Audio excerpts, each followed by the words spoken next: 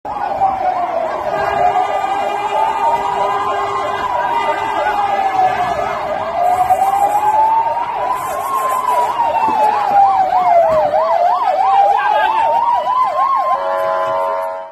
merilis surat terbuka untuk Israel yang berisi permintaan maaf hingga klarifikasi soal serangan 7 Oktober 2023 silam. Dalam laporan tersebut, Hamas meminta maaf lantaran membunuh warga Israel, padahal mereka hanya berniat membunuh tentara Israel.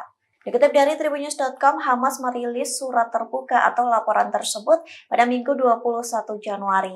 Adapun laporan setebal 16 halaman itu berjudul Narasi Kita. Hamas mengklarifikasi latar belakang hingga dinamika serangan mendadak yang disebut sebagai Operasi Badai Al-Aqsa. Menurut Hamas, serangan pada 7 Oktober menjadi langkah yang dibutuhkan dan merupakan respons normal. Respons tersebut untuk mengkonfrontasi seluruh konspirasi Israel terhadap warga Palestina. Dalam laporan itu, Hamas mengakui adanya kesalahan dalam serangan Operasi Badai Al-Aqsa. Hamas mengklaim serangan yang dilakukan seharusnya hanya menargetkan tentara Israel dan orang-orang yang membawa senjata. Namun serangan itu justru menewaskan 1.130 orang yang mayoritas warga sipil. Bahkan Hamas menangkap 240 orang yang dijadikan sandera di jalur Gaza. Meski begitu, Hamas telah membebaskan 100 orang sandera pada akhir November 2023 silam.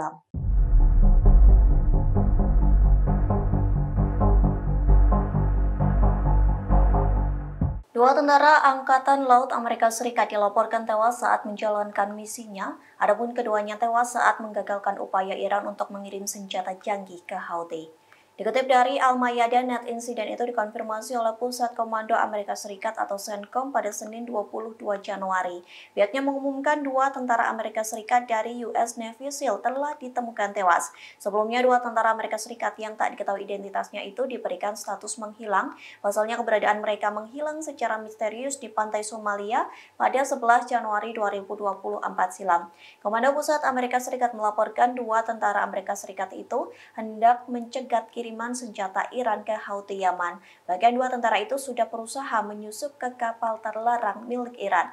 Namun salah satu pasukan tercebur ke laut saat mengejar kapal kecil yang diduga mengangkut senjata untuk Houthi. Kemudian pasukan lainnya melompat ke dalam air dengan maksud ingin menyelamatkan rekannya. Namun keduanya justru ikut tenggelam dan hingga saat ini ditemukan tewas.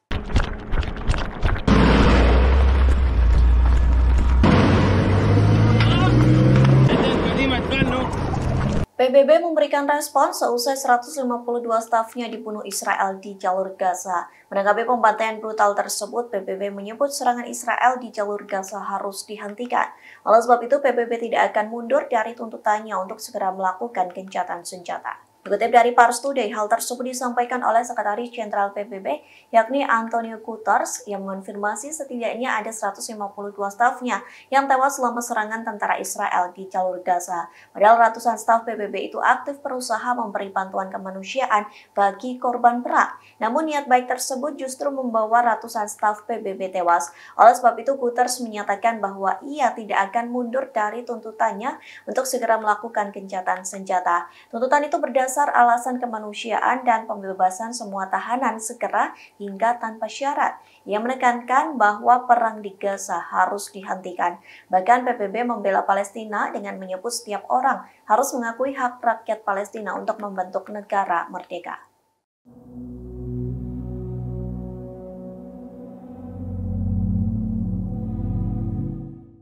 Pasukan Pertahanan Israel atau IDF hendak menyerang Hizbullah di tengah perang memanas yang terjadi dengan Hamas. Namun nasib apes menimpa tentara IDF lantaran kalah cepat dari Hizbullah. Militan Lebanon ini justru lebih cepat menyerang Israel menggunakan 3 rudal canggihnya. Dikutip dari The Time of Israel, rudal Hizbullah itu menargetkan Israel Utara pada Senin 22 Januari dini hari. Namun IDF mengklaim rudal tersebut mendarat di daerah yang tak berpenghuni, tepatnya di dekat Musaf Somera. Wilayah tersebut ditempati sebuah komunitas yang terdiri dari beberapa ratus orang di dekat Galilea di Israel Utara. Akibat serangan tersebut, sirine meraung-raung sebagai tanda peringatan serangan rudal Hizbullah. Namun pihak yang berwenang mempercayai sirine itu sebagai peringatan palsu. Sementara warga yang mendengar serangan rudal itu seperti ledakan dan benturan yang keras. Beruntungnya serangan Hizbullah tidak mengakibatkan korban jiwa. Di hari yang sama, Hizbullah juga menargetkan barak IDF yang berada di Sarid. Serangan tersebut juga menggunakan rudal canggih militan Lebanon.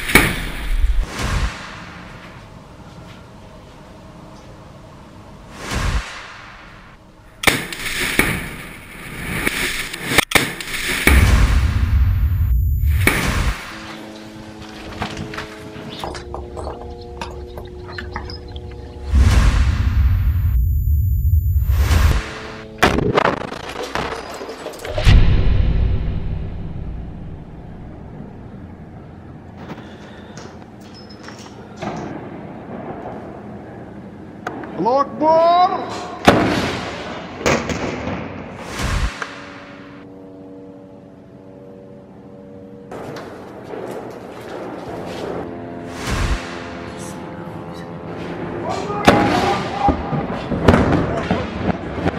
Download Tribun X sekarang, menghadirkan lokal menjadi Indonesia.